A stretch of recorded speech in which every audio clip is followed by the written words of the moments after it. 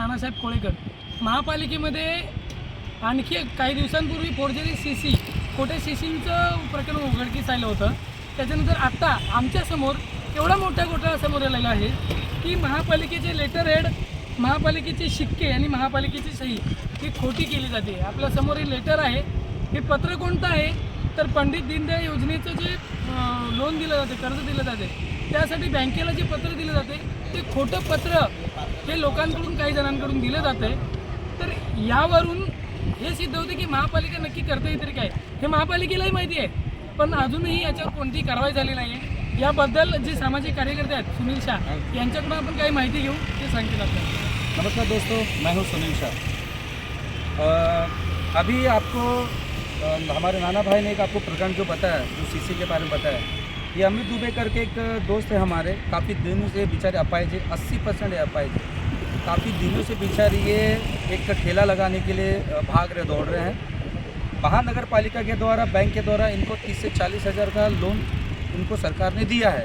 ये दिया है कि अब आप अपने रोज़गार अपना कर सकते हो। लेकिन मसला ये आ रहा है कि जहाँ पर इनको जो स्टॉल लगाना है वहाँ पर प्रभाग समिति जो D आता है वहाँ पर इनको पहली बात तो इनको बैठने नहीं दिया जा रहा है। मसला ये हो रहा है कि इनको बोला जा रहा है कि आपको अगर आपको मीटर लगाना है तो आपको NOC लेना पड़ेगा।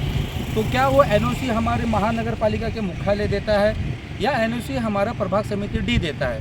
जब हमने इस चीज़ के विषय में छानबीन किया तो हमारे हाथ में ये पेपर आया। ये पेपर जो है ये पूरा फ्रॉड पेपर है। इसके बाद जो दूसरा पेपर है वो भी हम वापस आपको इशू करेंगे, जिसमें दरवर्षी जी का उसमें सिग्नेचर है। आप मुझे बताइए, जिसके हाथ में डिपार्टमेंट है उसका साइन न होने के बाद हमारे दरवर्षी साहब कैसे उसमें सिग्नेचर कर सकते हैं? और ना जाने कितने ऐसे ठेले वाले को उन्होंने फॉर्जरी सिग्नेचर करके या एक छोटा मोटा स्टम्प बना के उन्होंने ठेले पे उनको बिठाया है। नाना भाई, आपको ये प्रकरण समझ में आ गया होगा। अब ये जो मसला है, ये मसले पे हमें नगर पालिका में क्या करना पड़ेगा? आता माझी आणि हे अपंग बांधव आहेत त्यांना जवळजवळ 1 वर्षापासून या पत्रामुळे फेऱ्या माराव्या लागत आहेत. प्रत्येक फेरीवाल्याला हे पत्र दिलं जाते आणि त्याद्वारे फसवणूक केली जाते. तर माझं महानगरपालिकेला आयुक्त अनिल कुमार पवार, प्रभारी आयुक्त रमेश मनाळे आणि इतर जे या भागातले सक्षम अधिकारी आहेत त्यांना विनंती असेल की हे जे पत्र इश्यू होत आहे याची आपण तक्रार पोलीस स्टेशनला का केली नाही आतापर्यंत, त्या व्यक्तीवर FIR का नोंद केली नाही आहे?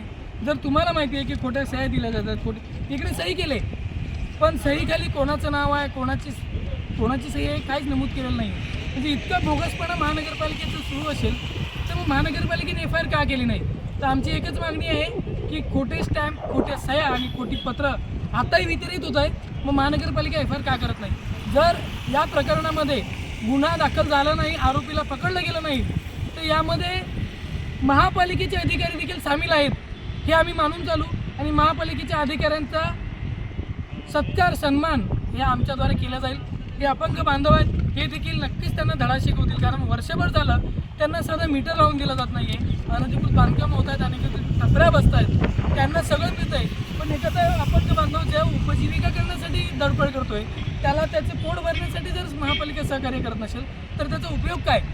तुम्ही कर्ज देताय पण ही खोटी पत्र, खोट्या सह्या आणि याद्वारे फेरीवाल्यांची मोठी फसवणूक आणि आर्थिक पिळवणूक केली जाते.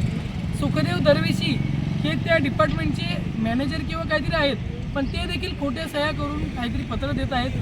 त्यांना माझी विनंती आहे की आपले 3 महिने राहिलेत रिटायरमेंटचे आणि आपण 3 वेळा सस्पेंड झालेला आहात, तर आपण कुठेतरी नागरिकांना फसवणूक करणं बंद करावं. आता आमच्याद्वारे तुमच्या विरोधात एक कडकमध्ये आंदोलन केलं जाईल, तुमचा निषेध नोंदवला जाईल, हे मात्र नक्की.